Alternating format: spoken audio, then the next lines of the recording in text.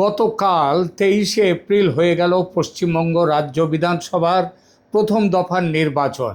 এই নির্বাচন রেকর্ড তৈরি করেছে অন্তত তিনটি বিষয়ে।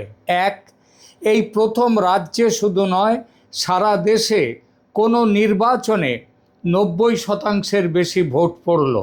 দ্বিতীয় রেকর্ড, মুখ্য নির্বাচন কমিশনারকে এবার যেরকম অসভ্য ভাষায় আক্রমণ করল রাজ্যের শাসক দল এবং তার সঙ্গে সঙ্গত দিল বাম কংগ্রেস একটু কম আকারে, এরকম ব্যক্তিগত স্তরের আক্রমণ ইতিপূর্বে আর কোনো মুখ্য নির্বাচন কমিশনারের উদ্দেশ্যে হয়নি। এমনকি টিএন সেশনকেও জ্ঞানেশ কুমারের 1/10 আক্রমণও শুনতে হয়নি। তবে সবচেয়ে উল্লেখযোগ্য হলো 3 নম্বর রেকর্ডটি। সেটা হলো দীর্ঘ কয়েক দশকের মধ্যে এবারের মতো শান্তিপূর্ণ নির্বাচন আগে কখনো হয়নি। নির্বাচনের দিন এবার একটি মৃত্যুও ঘটেনি। নির্বাচন কমিশনার, দেশের স্বরাষ্ট্রমন্ত্রী এই নির্বাচনকে শান্তির নির্বাচন বলেছেন। প্রধানমন্ত্রীও বলেছেন স্বাধীনতার পর এমন শান্তিপূর্ণ নির্বাচন পশ্চিমবঙ্গে এই প্রথম। তবে এই শান্তি আবার সবার কাছে ভালো লাগেনি। এবারের নির্বাচনকে শান্তির নির্বাচন বলতে অনেকেই রাজি নন। ছেলেবেলায় পড়া একটি ছড়ার একটি লাইন অনেকের মতো আমারও মনে পড়লো, আপনাদেরও হয়তো মনে পড়বে। ছড়াটি হলো, শকুন কাঁদে গরুর শোকে। এই শকুনদের কান্নাটি ভারী অদ্ভুত। তারা বলছে কোথায় শান্তি, অমুক জায়গায় বুথে বিজেপির এজেন্টের মাথা ফেটেছে, তমুক জায়গায় প্রার্থীকে মার খেয়ে বন বাদাড় ভেঙে দৌড়ে পালাতে হয়েছে, প্রার্থীর গাড়িতে ইট ছোড়া হয়েছে, কেন্দ্রীয় বাহিনীর জওয়ানদের মাথা ফেটেছে পাথরের ঘায়ে। সুতরাং কোথায় শান্তিপূর্ণ নির্বাচন? ঠিকই তো, এরা একেবারে স্বর্গ থেকে নেমে এসেছেন। সেই জন্যে রক্তপাত হয়েছে বলেই সেটার মানেই হিংসা হয়েছে। 1 লিটার রক্ত পড়লে 1 ফোঁটা রক্ত পড়লো নাকি 1 গ্যালন রক্ত পড়লো, তাতে কি যায় আসে? রক্ত মানে রক্ত, আর রক্তপাত মানে রক্তপাত। একটা খুন করলেও ফাঁসি, 100 খুন করলেও ফাঁসি। সুতরাং শান্তিপূর্ণ নির্বাচন হয়নি গতকাল। মিথ্যে জ্ঞানেশ কুমারকে নিয়ে যারা নাচানাচি করছে তারা মিথ্যে নাচানাচি। এখানেই উঠে আসে বাংলার সেই অতি পরিচিত আরেকটি প্রবাদ, যারে দেখতে নারী তার চলন বাঁকা। জ্ঞানেশ কুমারকে দেখতে নারী কেন? সূত্রপাত ভোটার লিস্টের SIR বা স্পেশাল ইন্টেনসিভ রিভিশন নিয়ে। মৃত ভোটার, অস্তিত্ববিহীন ভোটার, বেআইনি ভোটার, অনাগরিক ভোটারদের নাম বাদ দিয়ে ভোটার লিস্ট সাফসুতরো করা শুরু হতেই রাজ্যের শাসক দল তৃণমূল কংগ্রেস ঝাঁপিয়ে পড়ল লড়াইতে। কারণ সহজবোধ্য, তাদের অনুমান যে বাংলাদেশি মুসলমানদের নাম বাদ যাবে যারা এখানে এসে রয়েছে। পিসি ভাইপোর 1 নম্বর শত্রু অমনি হয়ে গেলেন জ্ঞানেশ কুমার। জ্ঞানেশ কুমারকে ভ্যানিশ কুমার বলে আক্রমণের পাশাপাশি গাছে বেঁধে পেটানোর নিদানও দেয়া হলো। আরও কত হুমকি, যেমন যেখানেই পালান না কেন দরকার হলে নির্বাচনের পর মাটি খুঁড়ে বের করে দাওয়াই দেওয়ার ঘোষণাও হলো। শুধু কি টিএমসি, দেশের আগমার্কা সতীদের দল CPM পর্যন্ত খড়গহস্ত হয়ে উঠল নির্বাচন কমিশনের উপর। হুঙ্কার দিতে থাকলো, একজন বৈধ ভোটারের একজনের নামও যদি ভোটার লিস্ট থেকে বাদ যায় তাহলে কুরুক্ষেত্র বাদিয়ে দেবেন তারা। এই মহাশয়ের দল যখন রাজ্যের দণ্ডমুণ্ডের মালিক ছিলেন তখন বেছে বেছে বিরোধীদের নাম কাটতেন ভোটার লিস্ট থেকে, ভোট দিতে যাতে কেউ না যেতে পারে। আর তার জন্যে বহুতল বাড়ির গেটে তালা ঝুলিয়ে দিতেন। মজার কথা, এরা সবাই বৈধ ভোটারদের জন্য দাবি করছেন, কিন্তু ভুলেও কেউ বলছেন না যে একজন অবৈধ ভোটারের নাম যেন ভোটার লিস্টে না থাকে। কারণ সেখানে আবার অন্য গল্প, ভোট ব্যাংকের গল্প। কথা হচ্ছিল নির্বাচন শান্তিপূর্ণ হয়েছে কি না। সেটা দেখতে হলে একটু পিছন পানে ফিরতে হয়। আবার আমাদের স্মৃতিশক্তি খুব দুর্বল, তো তাই একটু মনে করে দিচ্ছি তুলনার জন্যে। তুলনা না হলে পরিষ্কার হবে না ছবি। সারা ভারতের মানুষ একটা প্রশ্ন করে এখন, যে পশ্চিমবঙ্গের ভোট মানে কি রক্ত, দখল, ভয়, পাল্টা আক্রমণ আর ভোট পরবর্তী প্রতিশোধ?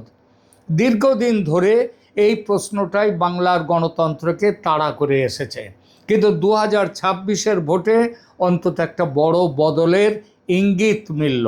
হিংসা পুরো শূন্যে নামেনি, কিন্তু কোনো মৃত্যু নেই।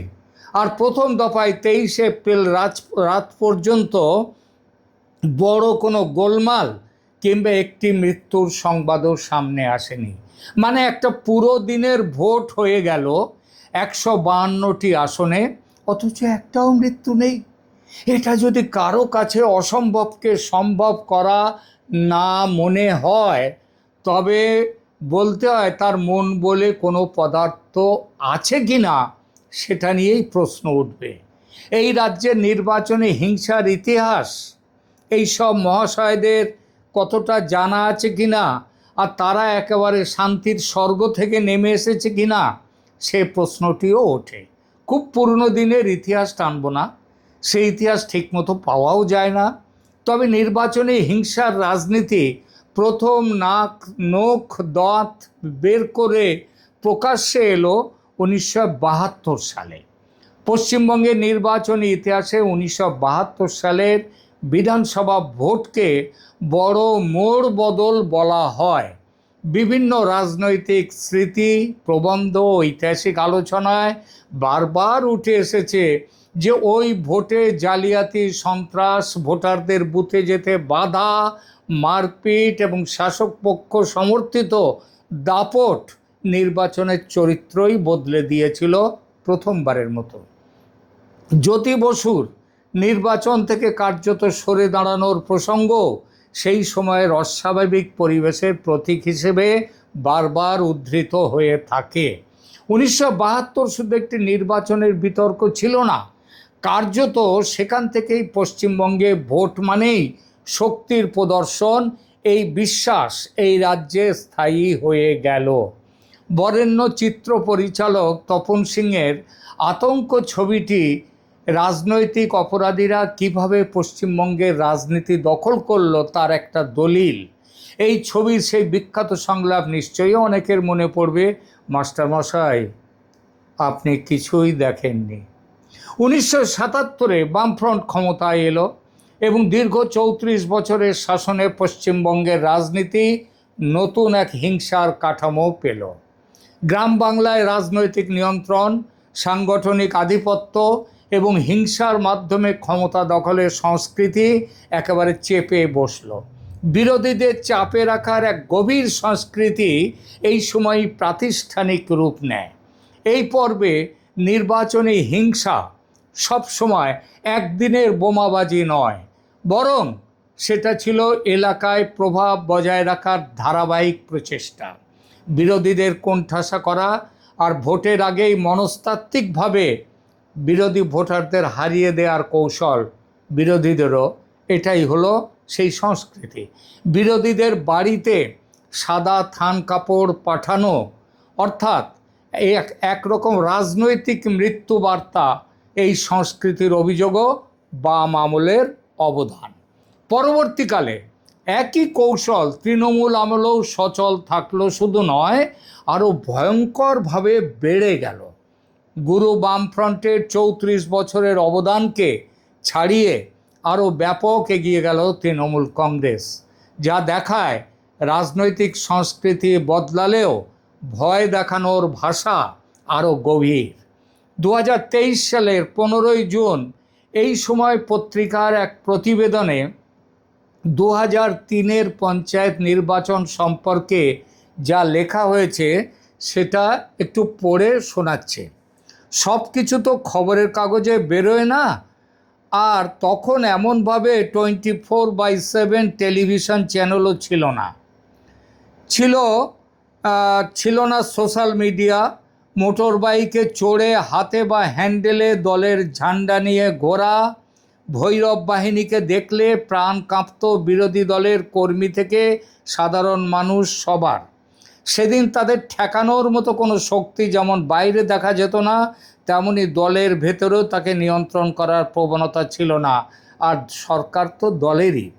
আজ যখন মোহাম্মদ সেলিম, সুজন চক্রবর্তীরা বা বা মানে ভীষ্ম পিতামহ বিমান বসু ভোট হিংসার কথা বলেন, তখন মুখ দিয়ে বেরিয়ে যায়, তুমি মহারাজ সাধু হলে আজ, ওরা আজ চোর বটে। তারপর যারাই ক্ষমতায় এসেছে এই রাজনৈতিক হিংসাকে পাখি পড়ার মতো রপ্ত করেছে, সেই ট্র্যাডিশন সমানে চলেছে। তাই এই রাজ্যে হিংসা ছাড়া নির্বাচন ভাবতে পারি না। শুনলেন এই সময়ের প্রতিবেদন 2003-এর পঞ্চায়েত নির্বাচনের পরিপ্রেক্ষিতে 2023-এ স্মৃতিচারণ। 2003-এর পঞ্চায়েত নির্বাচনকে এখনও অনেকে ভয়াবহ স্মৃতি হিসেবে উল্লেখ করেন, যদিও নির্ভুল ও সর্বসম্মত মৃত্যু সংখ্যা সহজে পাওয়া যায় না। প্রাক্তন আইএএস এবং তৃণমূল কংগ্রেসের একদা সাংসদ জহর সরকার প্রকাশ্যে বর্তমান মুখ্য নির্বাচন কমিশনারকে তুমুল আক্রমণ করেছেন। তিনি 2002 সালে, মানে জহর সরকার 2002 সালে যখন শেষ এসআইআর হয় তখন নির্বাচন কমিশনার ছিলেন। তিনি বলেছেন 2002-এ কাউকে ভীত সন্ত্রস্ত করিনি, কেউ বুঝতেই পারেনি তখন, মানে এসআইআর যে হচ্ছে সেটা কেউ বুঝতে পারেনি। এবার স্নায়ুর চাপ তৈরি করা হচ্ছে। তাকে পাল্টা বলি যে কেন চাপটা তৈরি হচ্ছে সেটা একটু ভাবুন, ভাবলে পেয়ে যাবেন। সেবার কি এসআইআর আদৌ হয়েছিল? হয়ে থাকলে মমতা ব্যানার্জি তার পরপরই ভোটার তালিকায় অবৈধ বাংলাদেশিরা আছে এই অভিযোগ তুলে কেন কাগজপত্র ছুঁড়ে মেরেছিলেন লোকসভার স্পিকারকে? আসলে জহরবাবু, আপনারা কাজের কাজ উনি আবার এসআইআর বলেন না, বলেন ইন্টেন্সিভ রিভিশন, স্পেশাল কথাতে তার নাকি ভীষণ আপত্তি। তো আপনারা কাজের কাজ সেদিন কিছুই করেননি বলে ও রোগ তারপরে গত 24 বছরে এত বেড়েছে। আর সেজন্যেই ওষুধের ডোজ এত কড়া দিতে হচ্ছে এখন, বুঝলেন? 2008-এর পঞ্চায়েত এবং 2009-এর লোকসভা নির্বাচনের পরবর্তী রাজনৈতিক সংঘর্ষ বামফ্রন্টের জমি সরে যাওয়ার লক্ষণ হিসেবে আলোচিত হয়। একটি প্রতিবেদনে ইকোনমিক অ্যান্ড পলিটিক্যাল উইকলির উদ্ধৃতি দিয়ে বলা হয়েছে যে 2009-এর লোকসভার পরে ভোট হিংসাজনিত মৃত্যু 150 ছাড়িয়েছিল 2009-এ। আবার সেই একই সূত্রে আর এক দাবি ছিল 2009 লোকসভা থেকে 2010 সালের মাঝামাঝি পর্যন্ত প্রায় 269 জন খুন হন। দল বলেছে, সিপিএম, যে তারা সবাই নাকি তাদের সমর্থক যারা খুন হয়েছে। আজকাল তৃণমূল কংগ্রেসও সেই একই কথাই বলে, কেউ মরলেই তাদের কর্মী বলে দাবি করে। লাশের তো বিরাট ডিম্যান্ড, সুতরাং এই লাশ তাদের, আর দোষ চাপায় বিরোধীদের ঘাড়ে।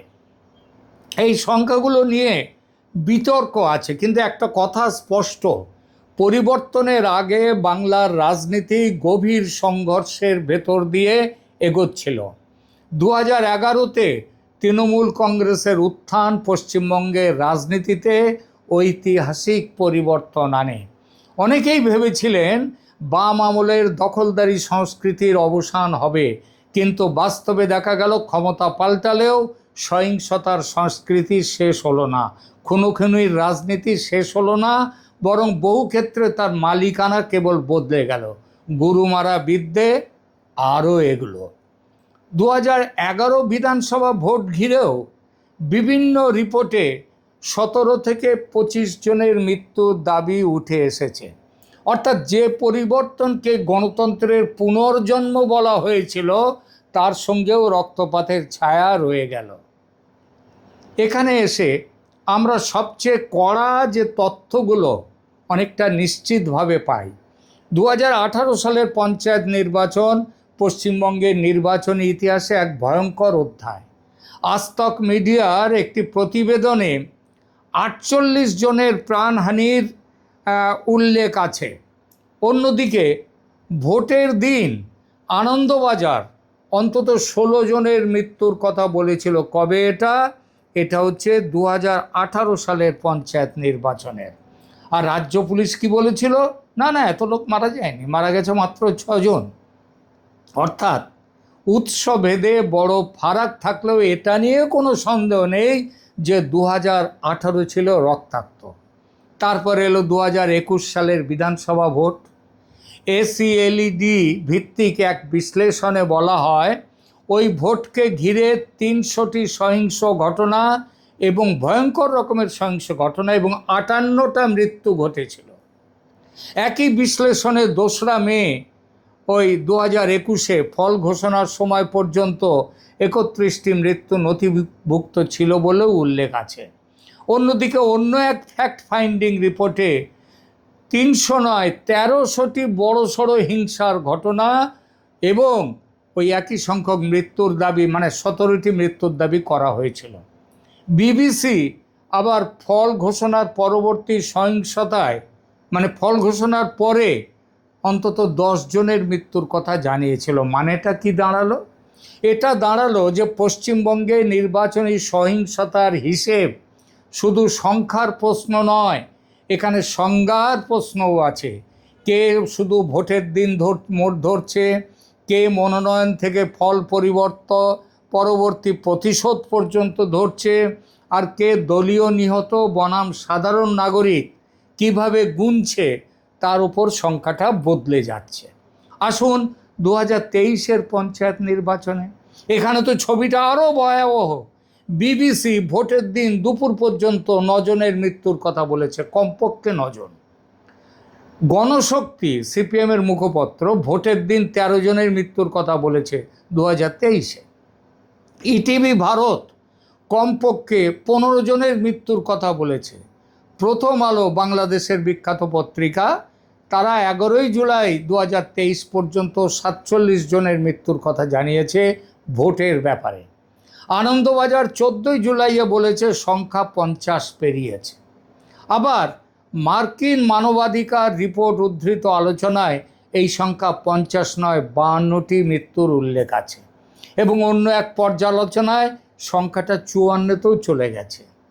তার মানে এই তত্ত্বগুলো থেকে একটা জিনিস পরিষ্কার, তৃণমূল আমলে নির্বাচনী সহিংসতা গুরুমারা বিদ্যের জোরে অনেক ক্ষেত্রে মাত্রা ছাড়া হয়েছে।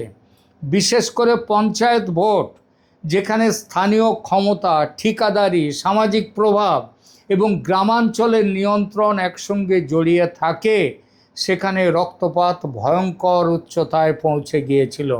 যে মিডিয়া কর্মীরা আজ 2026-এর গতকালকের ভোটকে শান্তিপূর্ণ বলতে নারাজ শুধু নয়, নির্বাচন কমিশন ও মোদি সহ যে শান্তিপূর্ণ নির্বাচনের দাবি করেছেন, সেই দাবি নিয়ে ঠাট্টা মশকরা করে লিখছেন বা ইউটিউব ভিডিও করছেন, তাদের বলি চোখ থেকে দলের চশমা খুলে একটু সোজাসুজি দেখুন, পুরনো দিনকে একটু স্মরণ করুন, তাহলে বুঝবেন 2026 সালের ভোটে কি হিংসা একেবারে হয়নি? না, সেটা বলা যাবে না। কয়েক দশকের পুরনো রোগ এত সহজে চলে যায় না। রাতারাতি সব সাফসুত্র হয়ে যাবে। রোগী সুস্থ হয়ে, যে রোগী শুয়েছিল সে সুস্থ হয়ে মিল্খা সিংয়ের মতো দৌড়বে, এটা যারা আশা করে তারা হয় মূর্খ নয় ধান্দাবাজ। 23শে এপ্রিল প্রথম দফার দিন গাড়ি ভাঙচুর হয়েছে, প্রার্থীকে মারধর হয়েছে, কেন্দ্রীয় বাহিনীর ওপর হামলা, বোমাবাজি, ইট পাটকেল ছোড়াছুড়ি সব হয়েছে। এমন অন্তত 10টি ঘটনার খবর এসেছে। কটা ঘটনা? 10টি ঘটনা। আগে কত হতো? 100 হাজার পেরিয়ে যেত। কিন্তু মারাত্মক আঘাত বা মৃত্যু না, নেই। যে গোলমালটুকু হয়েছে তার পুরো দায় রাজনৈতিক নেতৃত্বের। বলাই বাহুল্য এটুকুও থাকবে না আগামী দিনে যদি নেতা নেত্রীদের নোংরা উস্কানি দেওয়াটা বন্ধ করা যায়। কিন্তু তারা ক্ষমতায় থাকলে তো সেটা বন্ধ হবে না। তাদের ছুঁড়ে ফেলা যায় এবং এই সমস্ত নোংরা উস্কানি, এই বিশৃঙ্খলা, এই গোলমাল বন্ধ করা যায় যদি এই সব নেতা নেত্রীদের ক্ষমতার মসনদ থেকে ছুঁড়ে ফেলা যায়। সামান্য ছোটোখাটো ঘটনা সত্ত্বেও 23 এপ্রিল রাত পর্যন্ত প্রথম দফা ঘিরে বড় মৃত্যু সংবাদ সামনে আসেনি। আর এটাই এই রাজ্যের নির্বাচনে হিংসার সংস্কৃতিতে এক বিশাল বিশাল পরিবর্তন। এখানেই নির্বাচন কমিশনের ভূমিকা সামনে আসে।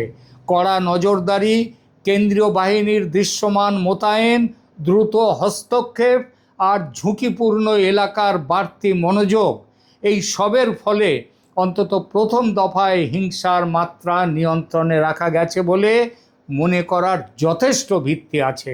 বাংলার ভোট ইতিহাসে এটা ছোট ঘটনা নয়। শ্রীযুক্ত বাবু জহর সরকার মহাশয়, আপনি কি তাহলে বুঝতে পারছেন যে নির্বাচন কমিশন এবং জ্ঞানেশ কুমার কোনো রকম বাজে কাজ করেনি? বরং বহু বছরের অভিজ্ঞতা মাথায় রাখলে বলা যায় 2026 নির্বাচন কমিশন অন্তত একটি জিনিস প্রমাণ করেছে, পশ্চিমবঙ্গে ভোট মানেই মৃত্যু, এই ধারণা অবশ্যম্ভাবী নয়। আর এখানে একটা রাজনৈতিক রসিকতার কথা বলতে হয়। কেউ কেউ প্রধান নির্বাচন কমিশনার জ্ঞানেশ কুমারকে ভ্যানিশ কুমার বলে কটাক্ষ করেছিলেন শ্রীযুক্ত বাবু অভিষেক বন্দ্যোপাধ্যায় মহাশয়। কিন্তু প্রথম দফার ফলাফল অন্তত এই বার্তা দিচ্ছে যে তিনি নিজে ভ্যানিশ হননি, বরং পশ্চিমবঙ্গের পুরনো ভোট হিংসার সংস্কৃতিকে ভ্যানিশ করতে পেরেছেন। 2026 একটি অত্যন্ত প্রার্থিত আশার জায়গা তৈরি করেছে। এটা যদিও সবার কাছে প্রার্থিত নয়। একটি ভিডিওতে অন্তত বলতে শুনলাম, প্রথম দফায় এত গোলমাল, এই গোলমাল দ্বিতীয় দফায় নিশ্চয়ই আরও বাড়বে। অর্থাৎ তিনি আশা করছেন যে আরও বাড়বে। আর দ্বিতীয় দফায় যদি একটা মৃত্যু ভগবানের কৃপায় ঘটে যায়, মৃত্যুর ঘটনা, তবে লাশের রাজনীতির পৃষ্ঠপোষক নেতা ও মিডিয়া আনন্দে হাততালি দেবেন, কারণ লাশের সংস্কৃতির মূল এই রাজ্যের বড় গভীরে। আর 5 দিনের মাথায় দ্বিতীয় দফা, কি হবে সেদিন ভবিষ্যৎ জানে। তবে আজ এই মুহূর্ত পর্যন্ত যা পারফরম্যান্স নির্বাচন কমিশনের, তার জন্যে মুখ্য নির্বাচন কমিশনার ও তার সহযোগী কমিশনারদের উদ্দেশ্যে একটা স্যালুট দিতেই হয়, বলতেই হয় ধন্যবাদ আপনাদের। কোনো মায়ের কোল আপনারা গতকাল এই ভোটে অন্তত খালি হতে দেননি।